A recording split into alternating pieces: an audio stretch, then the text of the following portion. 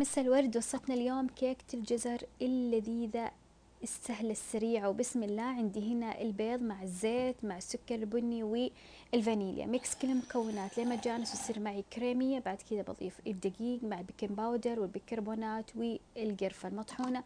بنخل كل المكونات وميكس لما يطلع معي الخليط بالكثافة ذي. أضيف هنا الجزر المبشور، فرمت هنا بيكان وجوز. بعد كذا أضيف على الخليط وميكس كل المكونات على الصينية، وبعد كذا على الفرن لما تستوي معنا وتصير معي بهذا الجمال اللي تكون تشمون الريحة. نجهز كريمة الجبنة، عندي الجبن كريمي، الزبدة والسكر باودر وشوي فانيليا.